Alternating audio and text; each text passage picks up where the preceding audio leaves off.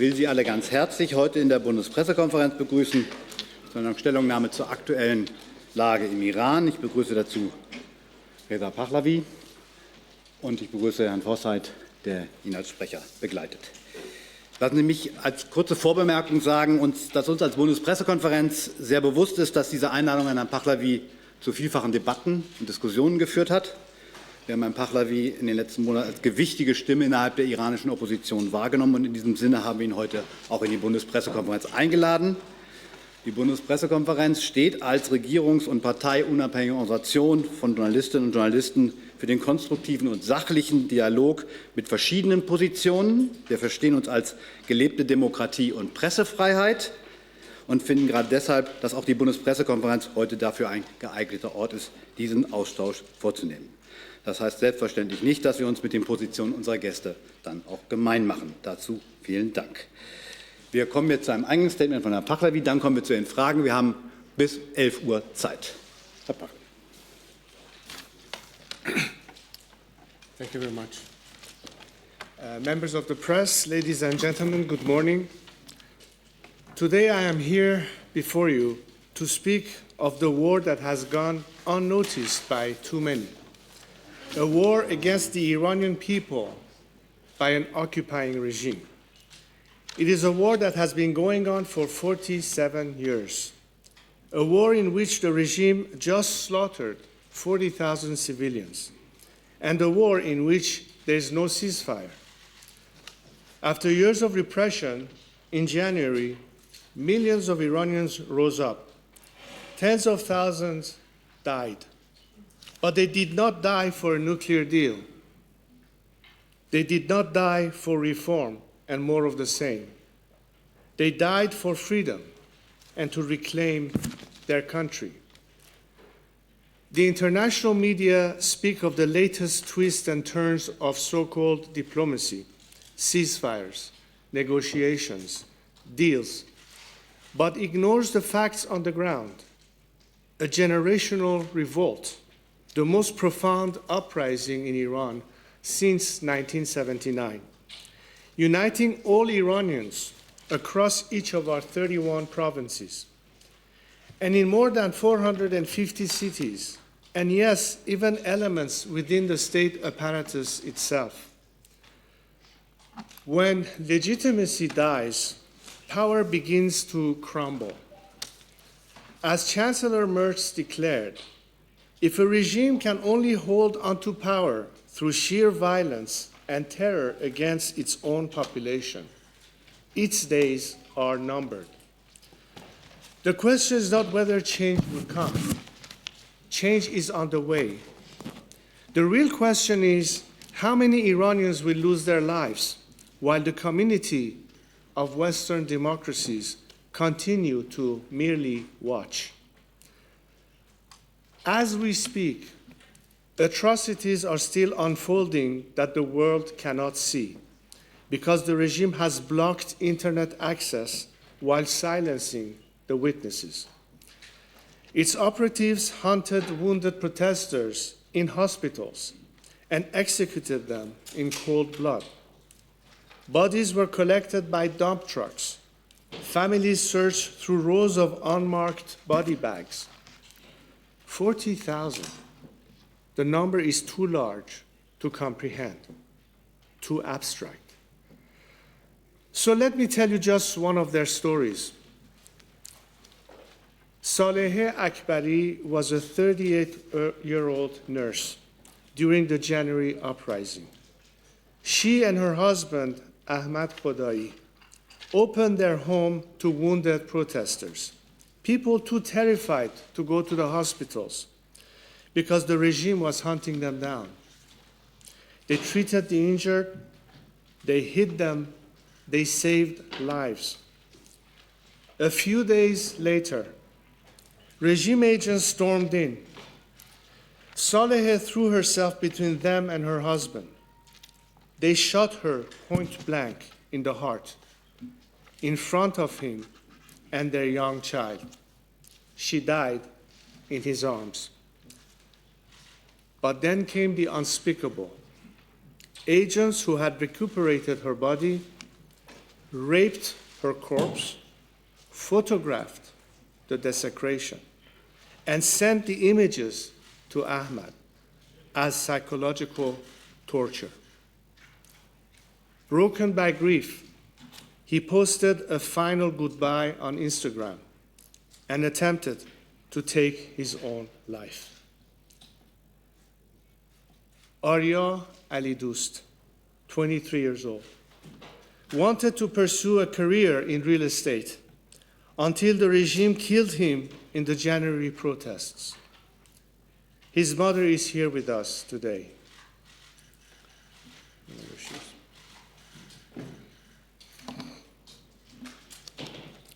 Sam Afshari, almost 17, was a champion swimmer. The regime also murdered him in the January protests. His father is here with us today.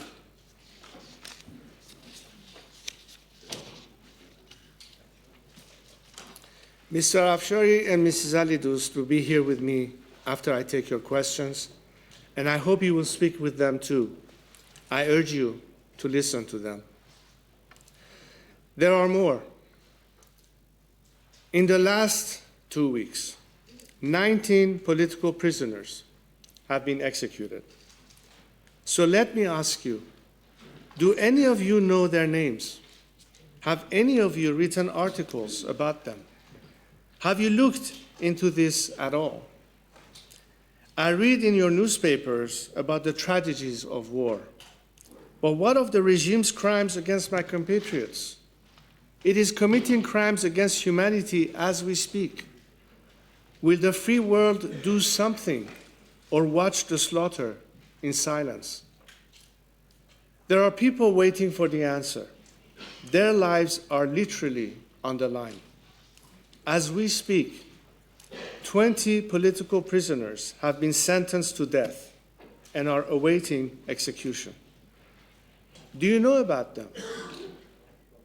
Will you conduct investigation into their shame trials? Each of them is from the January 8th and 9th protests. These 20 people and millions more are waiting to see whether you care about their lives enough to do anything about it. Will you? I want to speak directly to the journalists in this room. The regime has maintained an internet blackout exceeding 1,200 hours, 8 weeks of enforced silence. The Iranian people cannot call their families, cannot document what is being done to them, cannot show the world the crimes committed in their streets. Meanwhile, regime officials appear freely on your networks, post on your platforms, and offer their version of events to your audiences, unchallenged, uncontested, unopposed. You are the only free press the Iranian people have right now. What you choose to cover and how you choose to cover it will determine whether the world sees this revolution clearly or through the fog the regime is deliberately generating. It can literally determine whether innocent people live or die. I am asking you, as journalists, as professionals who understand what a free press is for, to tell their stories. In Germany, you know all too well the danger of dehumanization. Do not allow Iranians to be dehumanized. They are people.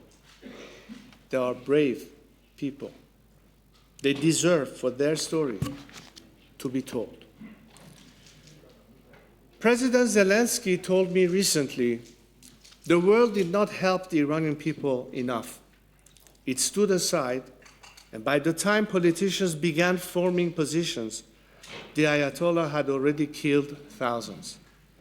He warned that brutality rewarded with survival sends one signal to every bully: kill enough people and you stay in power. And yet, here we are again, on the cusp of the same catastrophic mistake. There are many regime propagandists in the West who are calling the regime's negotiators reasonable, moderate, people with whom we can do business. But Ghalibaf and Arakchi are not pragmatists. They are not reformers, nor are the IRGC killers behind the curtains. They are different faces of the same machine that shot Saleh Akbari in the heart. They are the ones who will execute these 20 people I just told you about. Yet you call them pragmatists. Let me tell you, the execution of my people is not pragmatic, nor is the blackmail the regime is threatening you and the world with. If you think you can make peace with this regime, you are sorely mistaken. If you allow it to survive, further conflict is unavoidable. There will never be stability, if even a watered-down version of this system survives. The Iranian people want a clean break. They have paid for it in blood. They will not exchange their freedom for a convenient fantasy that the monsters with blood on their hands have somehow become the diplomats who will deliver peace. I ask you here in this room, who is representing the 40,000 at the negotiation table? Who speaks for Saleh? Ladies and gentlemen of the press, that is not a rhetorical question. It is your professional responsibility, your moral obligation, and I hope your personal assignment. When spokespeople brief you on progress and breakthroughs and pragmatic solutions, ask whose freedom was negotiated away to get here. The 40,000 cannot hold a press conference. Saleh cannot correct the record, but you can. Europe has not. It claims to stand for human rights, democracy, justice. Yet its politicians ignore the crimes against my people and instead criticize the humanitarian intervention that millions of Iranians pleaded for, the intervention that eliminated the dictator and weakened the regime's apparatus of repression.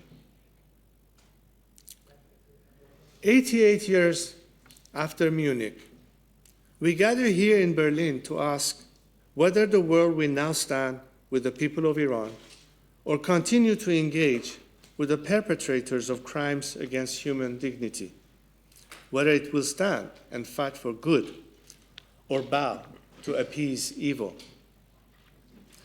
In German law, human dignity is sacrosanct, the absolute foundation of all other rights. This regime has made its destruction a governing principle, and it has brought that principle to German soil. German courts have linked Iranian state agencies to firebombing and shooting attacks on synagogues in Bochum and Essen. Intelligence services have documented Iranian cyber attacks on the German government, dissidents, and defense industries. And this is not new. The regime brags about the murders it has committed on your soil, like that of Iranian Kurdish dissidents or a beloved artist, Fereydun Farrokhzad. They have no shame. In fact, they boast. This is what they do. They have always done it, and they are doing it still on European soil, in European cities, against Europeans. The threats to Germany and Europe continues to this day. It threatens you with the terrorists it sends to your shores. It threatens you with the suicide drones it sends Putin in the war against Ukraine. It threatens you with its new long-range missiles that can hit the heart of continental Europe. As long as this regime is in place, you will continue to face these threats, and they will only get worse. No deal will solve this. No negotiations will solve this. It is in their DNA. For 47 years, you have tried to change this regime's behavior. And for that, should be obvious by now, you have failed. So today, you have two choices. You can submit and continue to live under constant blackmail, or you can chart a new course. It is time for you to act and solve this problem for good, for your own sake. The Iranian diaspora has delivered its verdict. On February 14th, more than 250,000 Iranians gathered in Munich. They were not alone. They were joined by Germans who value freedom and dignity. Across Hamburg, Stuttgart, and Berlin, they marched under one flag with one demand: a free, secular, democratic Iran. Europe should listen to them and not negotiate with the terrorists who drove them into exile. The choice before Europe is not between war and peace. It is between a dying regime that endangers us all and a free Iran that can become a partner for stability. European governments must stop appeasing this regime, expel regime ambassadors, refuse to legitimize any arrangement that preserves the IRGC-centered power structure, prepare to recognize the transitional government when it is announced. The snapback sanctions, the closure of Iranian consulates, the push to list the IRGC as a terrorist organization, these are steps in the right direction, but they are not enough. For 47 years, the world has known Iran through the action of a regime that took a great nation hostage, chose ideology over its people's well-being, and exported terror instead of peace. But that is not the real Iran. The transitional government I envision will honor these commitments from the very first day, and Iran's nuclear ambitions immediately and permanently. And all support for terrorism. Release every hostage. Free every political prisoner. Normalize relations with the international community. A free Iran will be a stabilizing anchor for the entire Middle East, ending the proxy wars that have ravaged Lebanon, Yemen, Iraq, and Syria, and become a partner for regional economic integration. Its energy potential, reconnected to global markets, would benefit European consumers, Persian Gulf neighbors, and the Iranian people alike. This is the single greatest untapped opportunity for regional peace in a generation, and more than $1 trillion in economic opportunity in a decade ahead. That is only possible when this regime is gone, when the Iranian people's revolution succeeds. The Iranian people are not asking you to fight their revolution. They are already doing that, and with a courage that should humble all of us. They are asking something far more modest. Do not legitimize those who oppress them. Do not strengthen those who terrorize them. Prepare for the day when Iran stands free. There are moments in history when neutrality is not a position, it is a decision. When caution is not prudence, it is complicity. You in Germany know this all too well. You know the cost of appeasement. I am asking you, on behalf of a nation, to stand on the right side of history, to stand for justice. The Iranian people have already done the hardest thing. They stood in the street. They faced the gun. They said the name of freedom out loud in a country where that word could get you killed. They did not wait for the world's permission. But they are still waiting for one thing, for the world to catch up with their courage. The choice is yours. With or without the world, with or without Europe, with or without Germany, our fight goes on. We will not rest until our nation is free, until our people have their dignity restored, until justice is served. But if you stand with us, if you act in honor of those 40,000 innocent protesters, you will save lives. You will stop the flow of blood. On the day of our victory, I hope to be able to tell the people of Iran that Germany stood with them. Thank you. Wir danken Ihnen. Wir kommen jetzt zu Ihren Fragen. Ich bitte aufgrund der großen Nachfrage, die ich eine lange Liste schon habe, sich auf eine Frage und eine Nachfrage zu beschränken. Wir fangen bei der Kollegin hier vorne an. Bitte schön.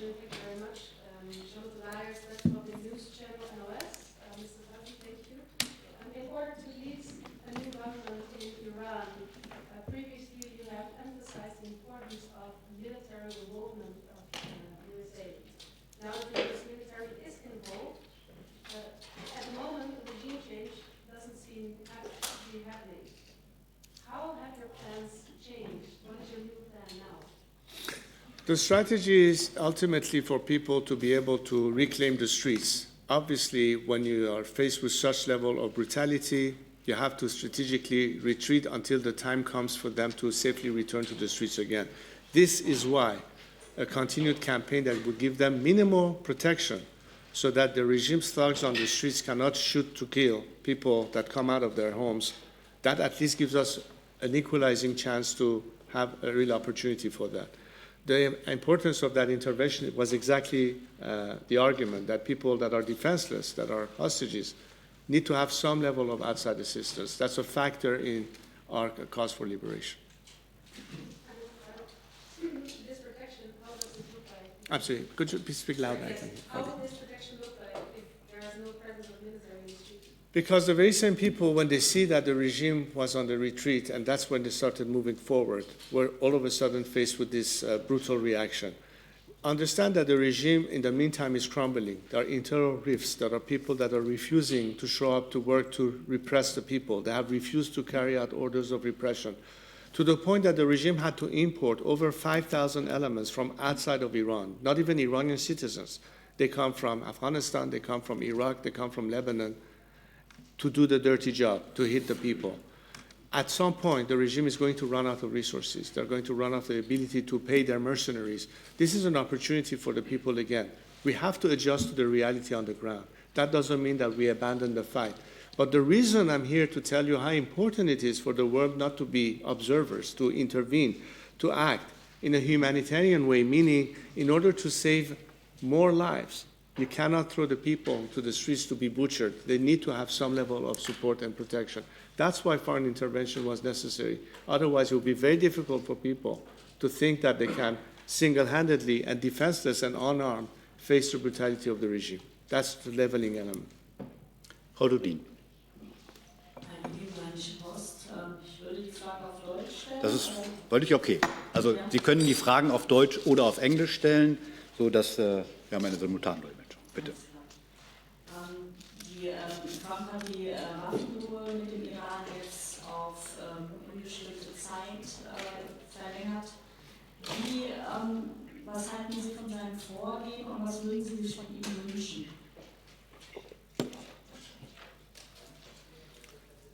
As I said in my speech, thinking that the regime has the ability to actually commit to a lasting peace is a little bit too much of a fantasy. And the reason I'm saying that is because if you see the pattern of behavior that the regime has displayed all these years, concealing their true intentions, hiding their nuclear program, being totally non-transparent in their true intentions, the actual rhetoric that they use within Iran, the belligerence that they talk about, their entire behavior is not indicative that they're prepared to change in any form or shape their behavior. But why is that? Because they can't. If they cease to do what they do, they're no longer the regime they claim to be. They're no longer a regime that is trying to export an ideology at the cost and expense of its own citizenry, and they've done that for 47 years. As I said again, the whole narrative of ceasefire and negotiation is still based on thinking that somehow the behavior is not going to change, and you're going to deal with people who all of a sudden have become pragmatists. I don't see that happening. I'm not saying that diplomacy should not be given a chance, but I think diplomacy has been given enough chance, and every time it has had setbacks. This is time to readjust your foreign policies, to think that this regime is a solution at the end. The solution is the liberation of a nation that is asking you to take their side for once. For 47 years, the people of Iran have not been part of the equation. For 47 years, they've been ignored. They are not even part of these negotiations. And I'm here to speak on behalf of millions of Iranians who are voiceless to tell you, rather than investing on this regime, invest on them. Let them be the agents of change. Let them be the people who will bring you peace and stability, unlike a regime that has no intention other than survive at any cost, albeit killing thousands of innocent Iranians just to survive. This needs to be part of the consideration. And I don't think that I can judge the behavior headline to headline. I've learned one thing in the past few weeks. Whatever we hear coming out of Washington, let's judge on the results as opposed to the words that are being said here and there on social media. Sie haben zugleich vorhin auch eine Art Minimum Protection für die Menschen gefordert. Und wenn aus den USA eine Rhetorik kommt wie Zivilisation auslöschen, hilft das der Opposition noch?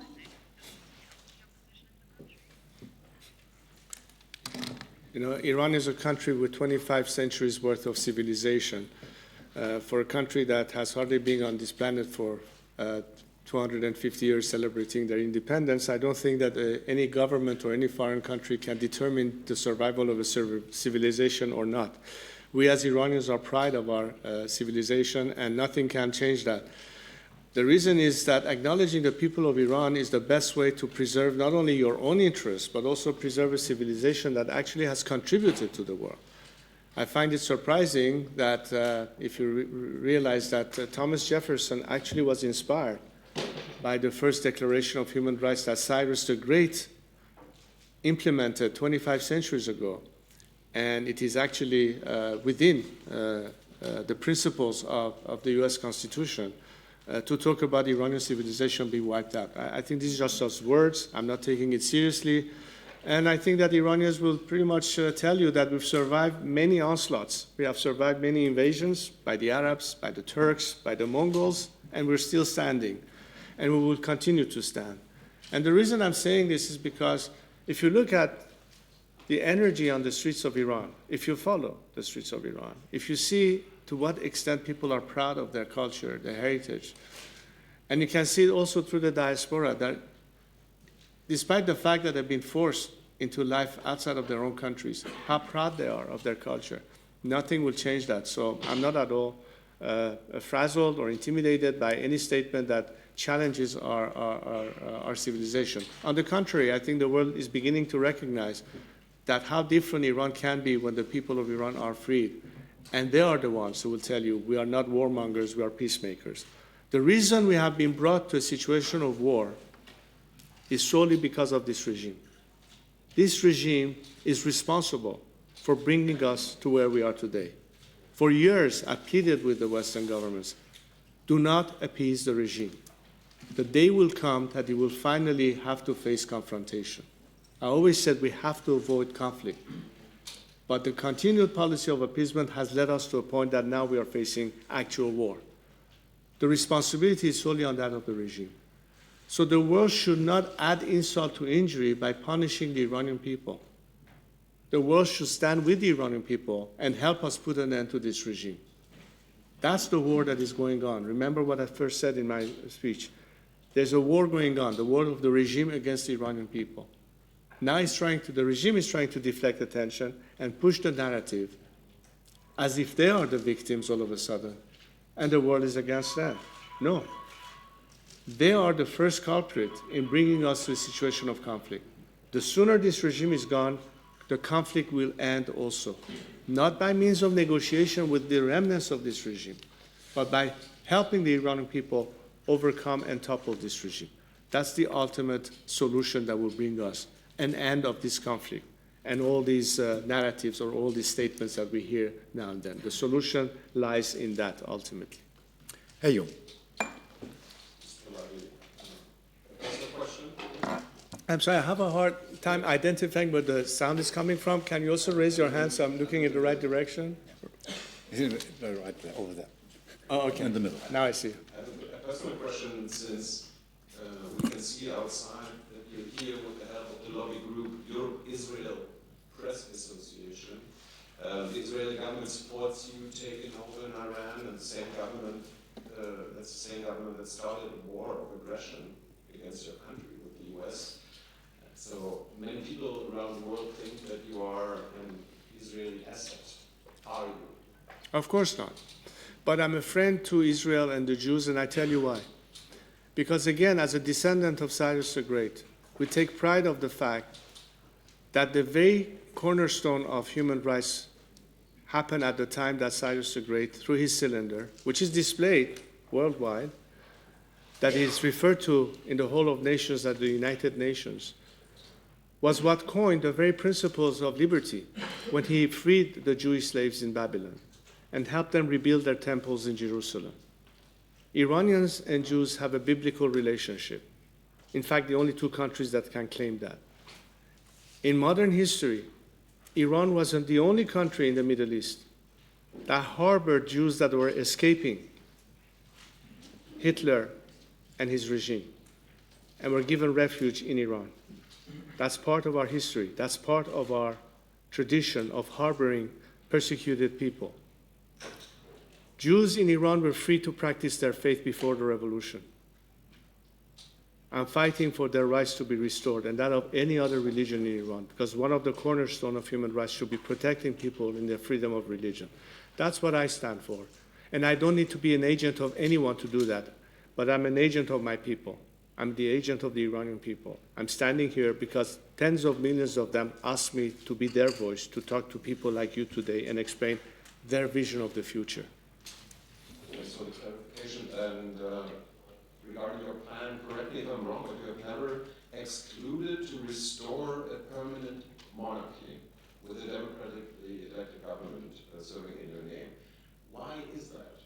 Don't you think a true Democrat would clearly exclude to restore a new monarchy? Well, let's look at Europe right now as an example. Germany is a republic. So is Belgium. France is a democracy. So is Belgium. France is a democracy. So is Sweden. Italy is a democracy. So is Spain. They're all democracies, right? 3 of them are republics. 3 of them are monarchies. So if you're telling me that people don't have a right to decide via the ballot box what's their preferred system, which is what I leave it to, then you're not respecting the will of the Iranian people. I don't get to decide that. You don't get to decide that. They get to decide that. What I stand for is free elections.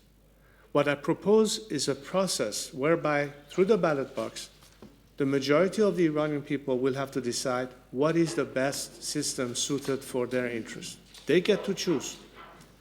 And the only role that I have for myself, and I offer to be the transitional leader, is precisely to bring them to a position where they can make that choice.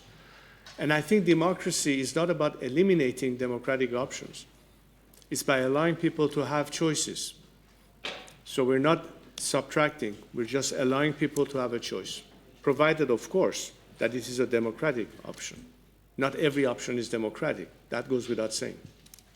Frau Jekels. I'm over here. Hello. The small lady over there. In a French TV show, you recently said that you never argued for military intervention in Iran, but on the 10th of February, you clearly stated in an interview with Glenn Beck that only a foreign military intervention could neutralize the apparatus of repression in Iran, and only that can be the solution. Do you feel responsible for the many innocent Iranians who have died to the US and Israeli bombs? May I say illegal bombing that you supported? First of all, the targeting of the regime's infrastructure and its elements of coercion was absolutely something that the Iranian people actually called for. They were asking, they were in fact insisting that come and help us. Based on what President Trump has said at the time, that if the regime hits the people, they would see a very harsh response. The air cover campaign that included hitting the regime infrastructure and apparatus of repression was a necessary step to equalize the playing fields for Iranians that were getting massacred on the streets, defenseless, by the regime that used military weapons to shoot them on the street. How else do you expect defenseless people to have a chance to actually overcome this regime without some outside help? Many times we saw conflicts where outside interventions were necessary. The partisans fought fascism with outside help in Italy. France was liberated when the Allied landed on the beaches of Normandy to put an end ultimately to the Second World War. This is the kind of intervention that should be perceived as an element that helps the people as opposed to the regime. And of course, I'm not shying away from that position that we have every right to tell the world when we are being shot on the streets, how else are we supposed to protect ourselves? We can't do it by ourselves.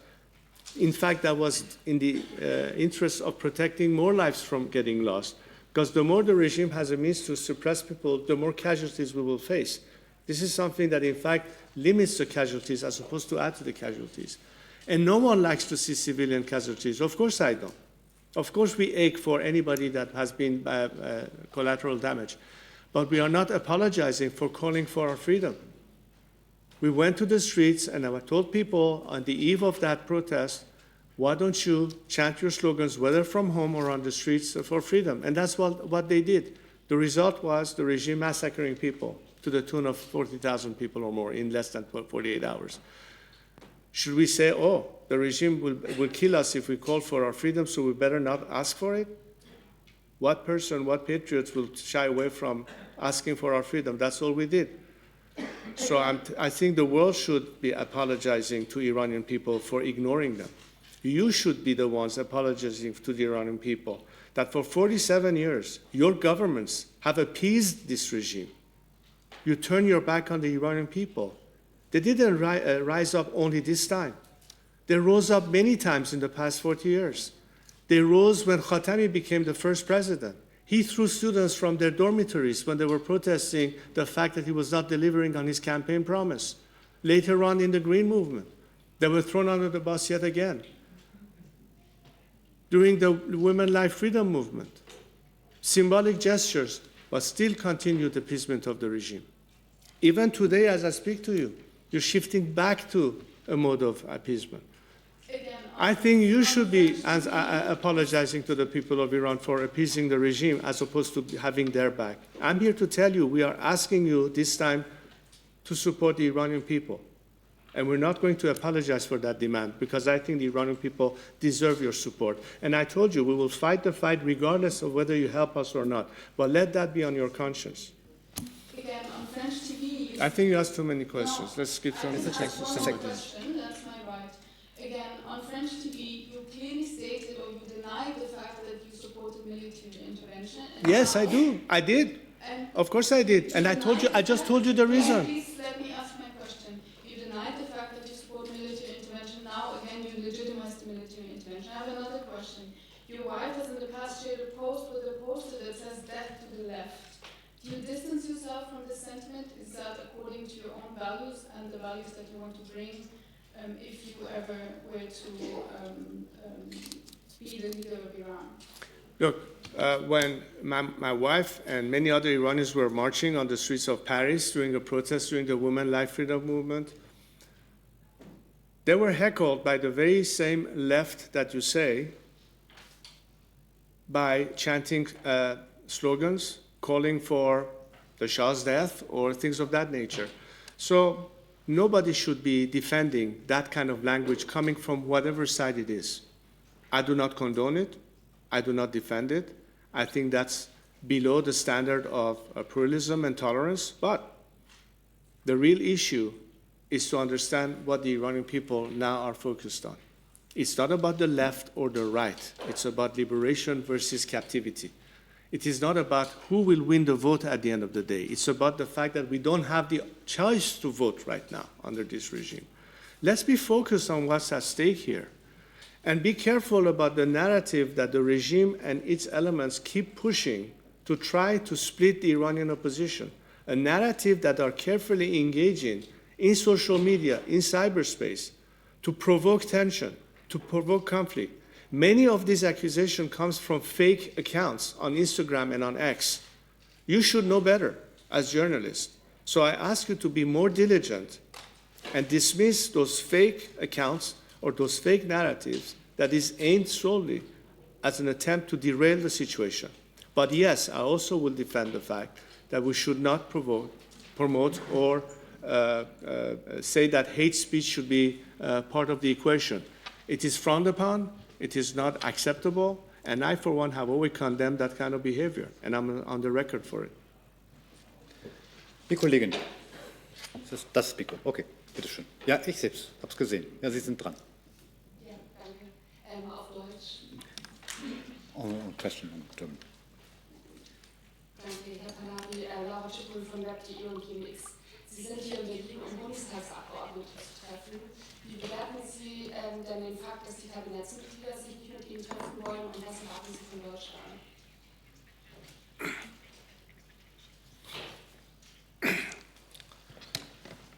I think it is a shame that, again, government authorities who are under duress because they have to consider the blackmail that the regime forces on them by taking hostages or by other concerns, are not open to have a dialogue with people who are here to represent the voice of the voiceless.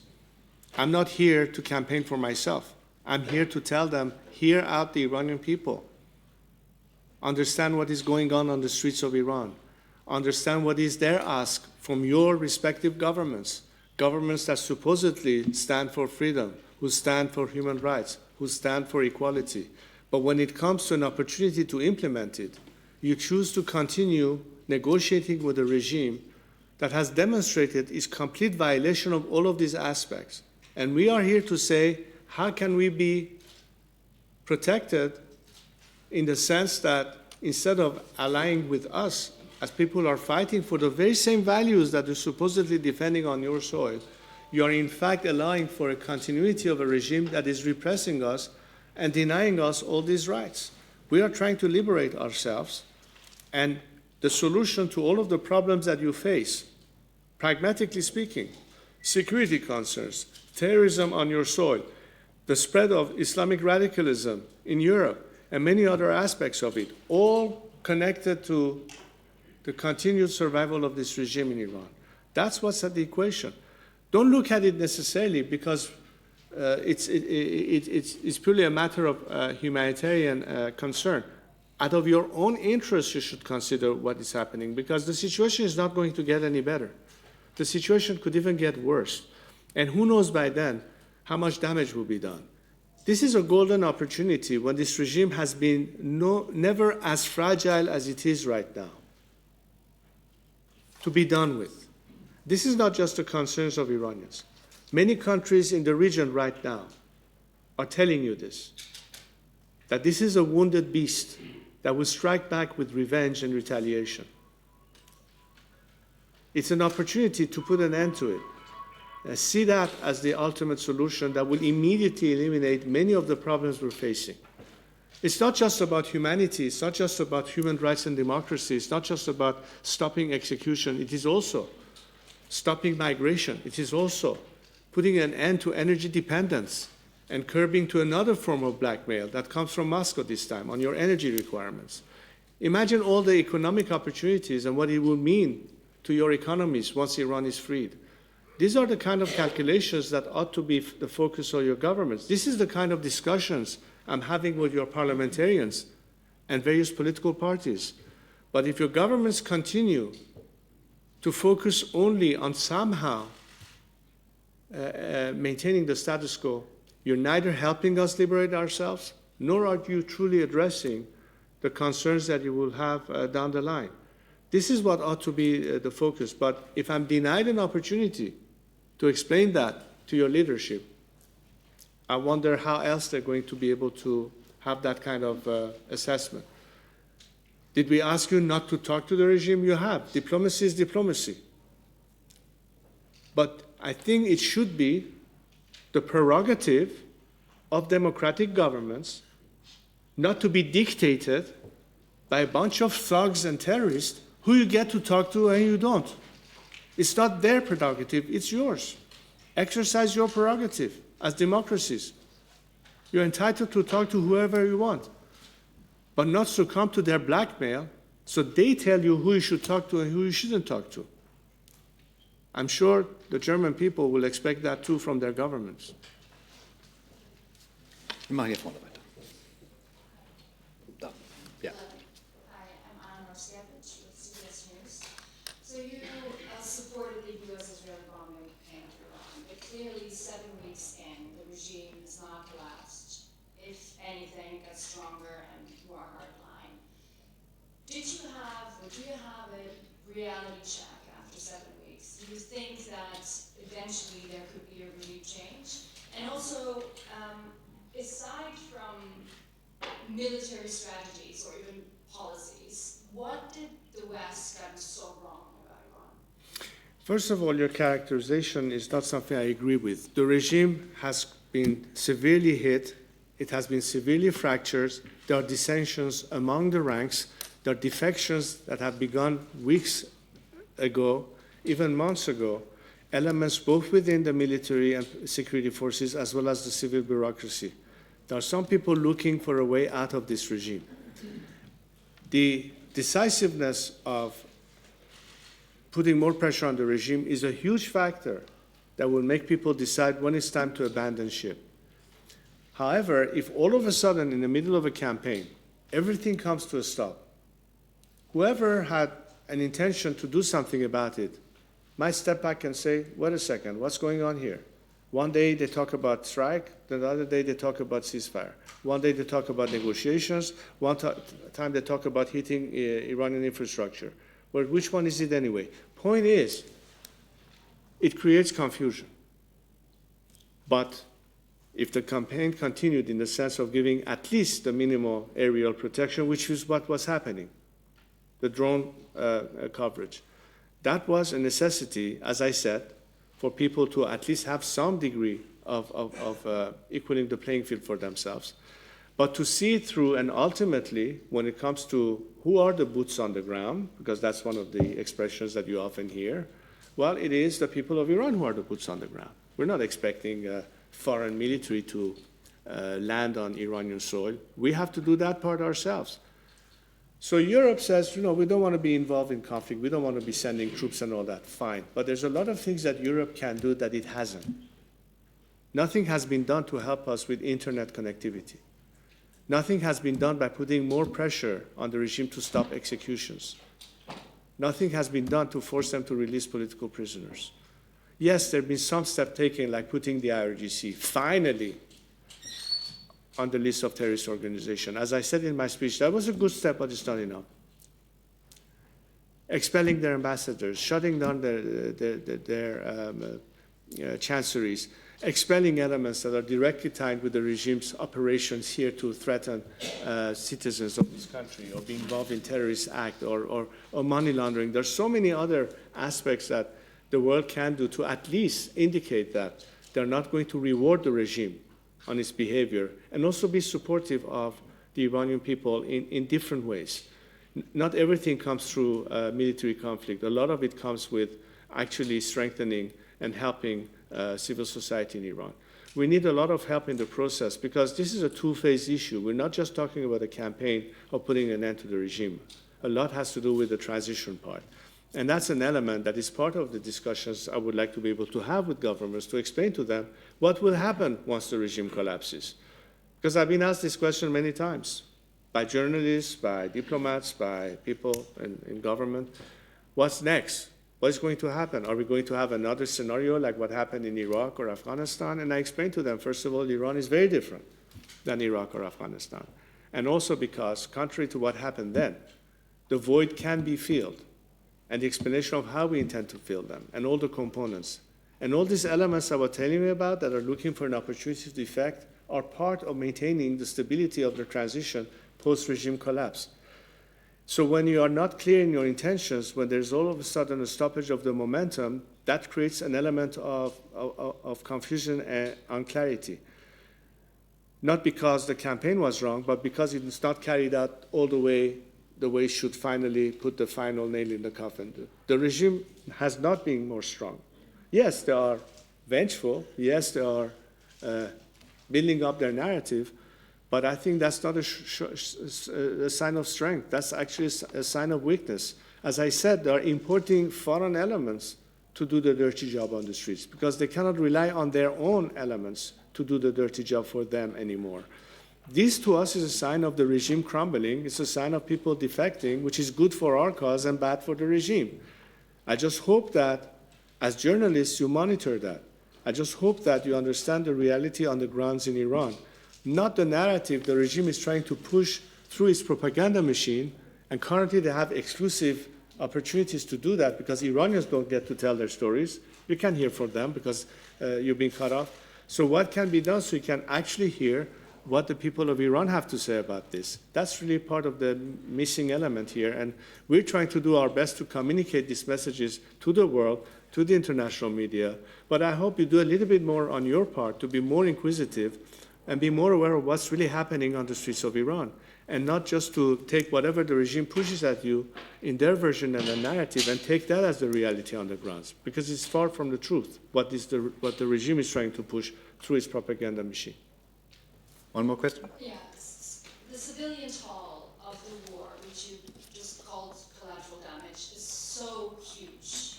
Do you think personally that you've lost your opportunity to ever play a role in Iranian politics after supporting this campaign? I don't know what you mean by huge. If you're referring to the regime statistics, I never trust the regime statistics from the get-go. It's certainly not what you said. Have there been casualties? Yes, there have been casualties. But most of the casualties are the regime elements themselves. Most of them are either IRGC elements or Basij elements or anything associated with the regime. In fact, the minute what happened on January 8th and 9th happened, I called for people to stay at home, to protect themselves. First and foremost, to put their personal safety as a priority. And we've done that, knowing that we have to see what pans out. When will be the next opportunity to continue the fight? And you know what? Why don't you ask the Iranian people what they think of me? Why don't you ask them what there is expectation of me? Why don't you ask them why they continue to support me? Why don't you ask them when they come by the hundreds of thousands in demonstrations from Sydney, Australia to Vancouver, Canada, to Munich and Berlin? That means no, inside Iran, tens of millions of Iranians chanted my name, and they still do. That tells you that they have faith and confidence in me, who for 47 years has been fighting for one thing and one thing only, their chance to liberate themselves and determine their own future. Today's Gen Z in Iran are my biggest supporters. You don't hear it because you're disconnected from them.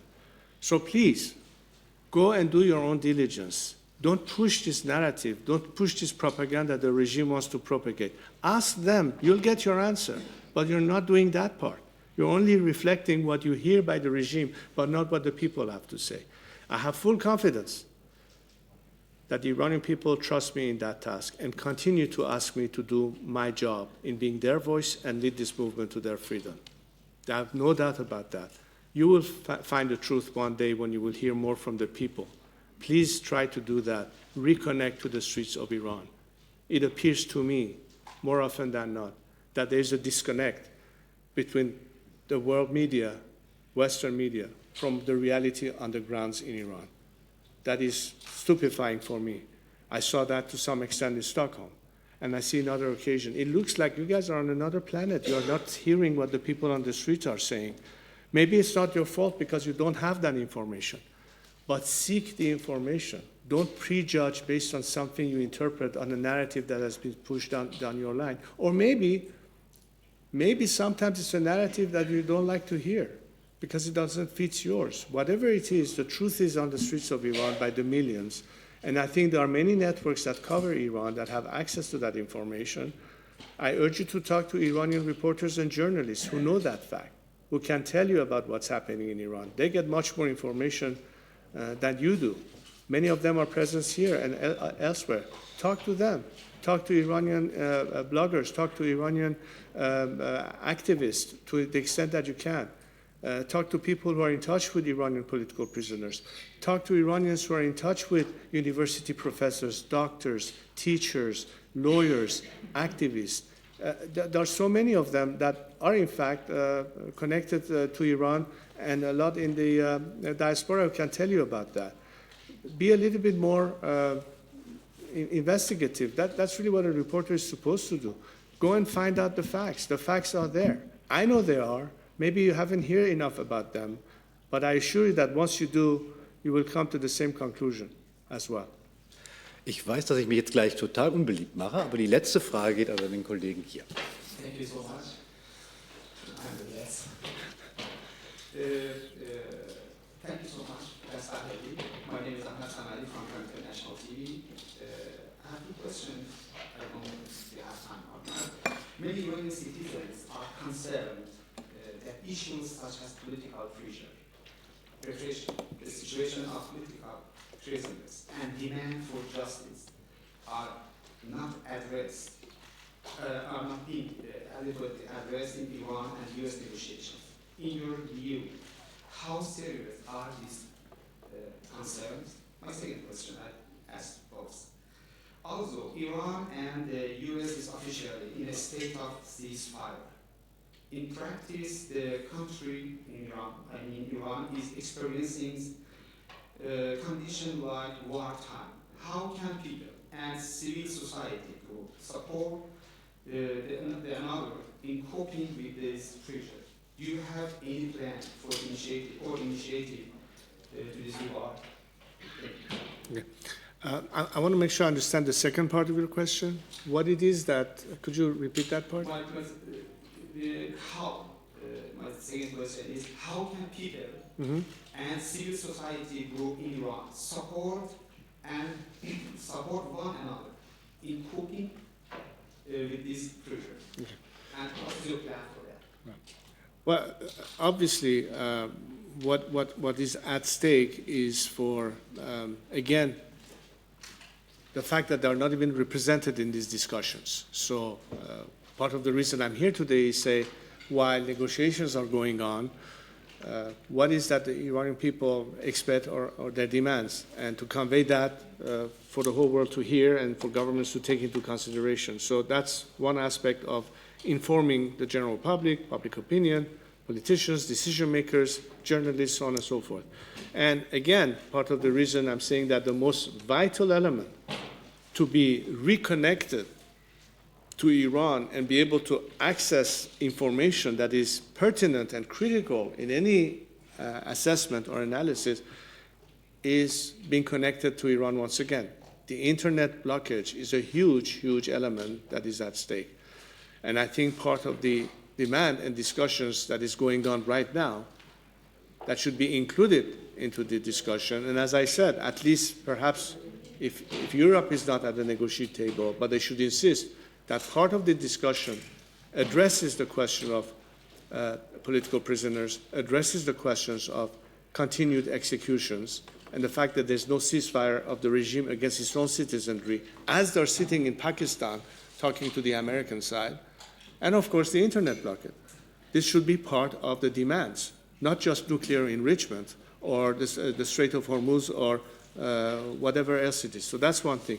And number two, of course, again, as a result of that connectivity, then civil society within Iran and whatever the diaspora can do to help them as a conduit to the outside world or support that we can give them will have a lot to do with being reconnected to be able to better organize, better implement, better structures. So it does come down to a great extent to our ability to be able to talk to one another so we can organize whatever needs to be organized in terms of actions on the ground and what needs to happen. And I think that's the obvious demand and ask from Iranians who are active within Iran as they are struggling against this regime. So we'll have to see how this pans out. And again, as a last point, I wanted to say that based on what we hear, and again, I said I've learned that in the last few months it's better to see what actually happens as opposed to what's stated.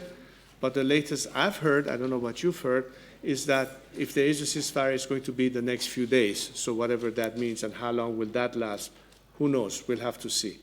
All I'm saying is that I don't place much faith into the fact that this will result in any stable situation, even if there was some deal. I don't think it will last very long. I don't think it will be conducive to stabilizing the situation.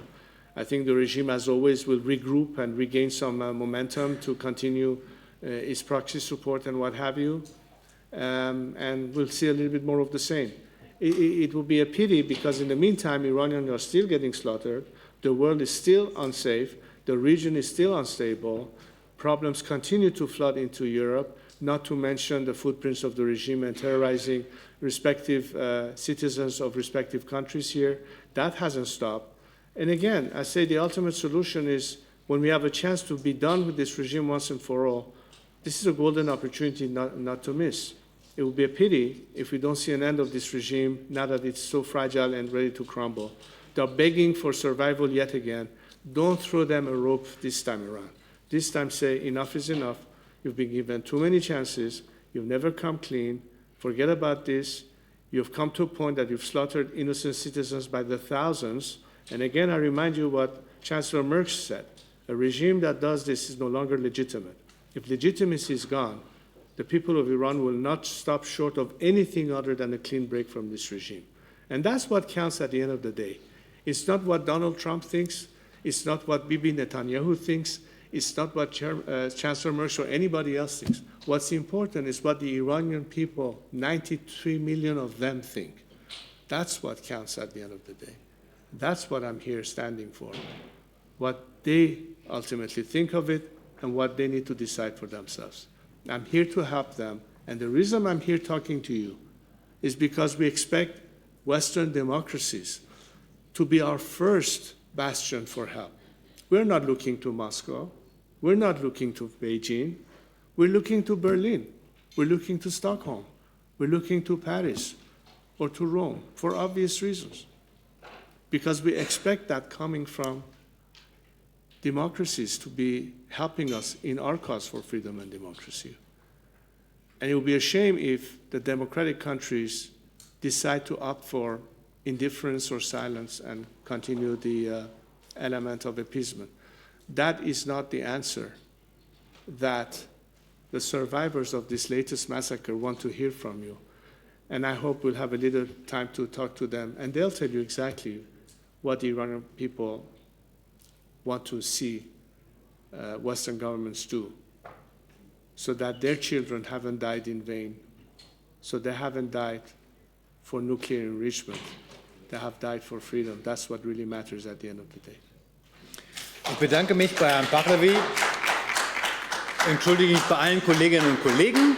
Herr Pahlavi hat weitere Termine und ich wünsche einen schönen Tag.